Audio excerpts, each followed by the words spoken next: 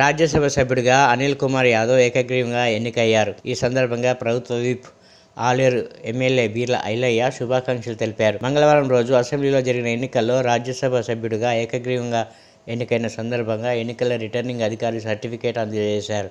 రాజ్యసభ సభ్యుడు అనిల్ కుమార్ యాదవ్ సర్టిఫికేట్ అందుకున్న సమయంలో ప్రభుత్వ విప్ బీర్ల ఐలయ్య వారితో ఉన్నారు. అనంతరం మీడియా సమావేశంలో పాల్గొని ప్రభుత్వ విప్ బీర్ల ఐలయ్య మాట్లాడారు.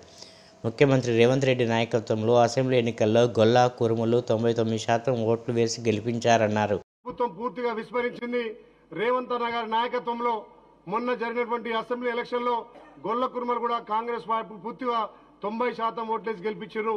రేపు పార్లమెంట్ ఎలక్షన్లో కూడా గొల్ల కురుమలు 99% కాంగ్రెస్ ఓటేయడం సిద్ధంగా ఉన్నారు.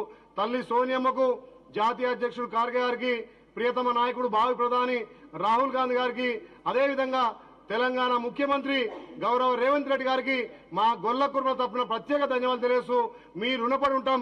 కాంగ్రెస్ పార్టీతోటే గొల్ల కుర్మలకు అభివృద్ధి జరుగుతున్న ఉద్దేశంతో ఇలా గొల్ల కుర్మలకు పెద్దపీట వేసినందుకు మరొకసారి అధిష్టానానికి ఇలా తెలంగాణ ముఖ్యమంత్రి మన రేవంత్ రెడ్డి గారికి ప్రత్యేకంగా ధన్యవాదాలు తెలుస్తున్నాం.